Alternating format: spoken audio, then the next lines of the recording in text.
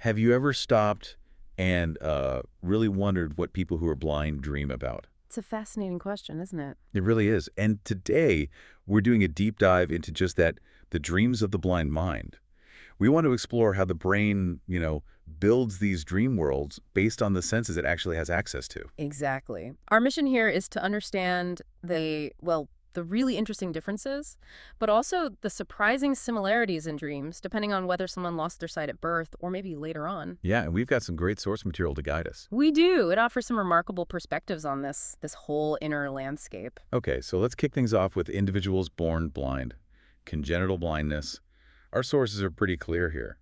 Their dreams are, well, overwhelmingly non-visual. That's the core finding, yes. It's like their minds create this rich experience, but not with light or images. It's all about the other senses. So touch, sound, smell. Absolutely. Think about a dream filled with, say, the specific feeling of a familiar texture or hearing a voice you know really well, maybe a distinct smell or even a taste. Huh.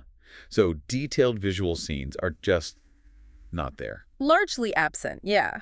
Because the brain never got that direct visual input to build those kinds of memories or pathways. So if they dream about, I don't know, walking through their house, It wouldn't be about seeing the furniture. It might be about hearing a specific floorboard creak or feeling the shape of a familiar chair, maybe sensing their guide dog nearby through sound or touch. right, right. So the dream themes connect directly to their waking life, navigating maybe mobility challenges, interacting with their dog, just experienced differently. Precisely. Okay, let's switch gears then.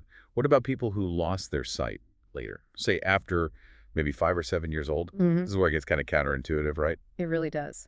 Because many people in this group, they continue to have visual dreams. Even years after losing sight, how does that work? Well, the idea is that their brains already formed those visual memories and neural circuits before they lost their sight. So those pathways still exist. Ah, so the brain can still access those old files, so to speak. Kind of, yeah. Though the sources suggest the vividness might fade a bit over time, over many years perhaps, but it's not static. Yeah. As their waking life relies more on touch, sound, and smell, those senses often start playing a bigger role in their dreams too. They become more prominent. That makes sense, reflecting their current reality. Exactly. And here's something really wild our sources point out. Yeah. They can actually dream visually of new things, things they encountered after losing their sight. Wait, how? If they haven't seen it. Well, that's the amazing part. It suggests the brain isn't just replaying memories, it's actively constructing new visual imagery in the dream state. Wow. Maybe combining other sensory info, like hearing about something and then the brain sort of sketches it. That's one theory. It could be drawing on other senses or maybe abstract concepts to create these novel visuals. It really speaks to the brain's incredible adaptability, its plasticity. It's pretty incredible. So despite these big differences, non-visual versus potentially visual dreams, are there things that are common across all blind individuals' dreams? Oh, absolutely. There are strong common threads. For one, the emotional content is just as rich and varied as in sighted people's dreams. Joy, fear, anxiety, all of it. And nightmares. Yes, nightmares too. And often they seem to reflect very real-world anxieties, getting lost or the fear of being hit by a car or something devastating like losing their guide dog. Those are very specific and understandable fears. Right. And beyond nightmares, the general themes are often quite similar to sighted people. Things like social interactions, dealing with successes or failures, travel experiences, the fundamental human stuff. So when you pull it all together, the big takeaway seems to be the mind is just incredibly resourceful. That's a great way to put it.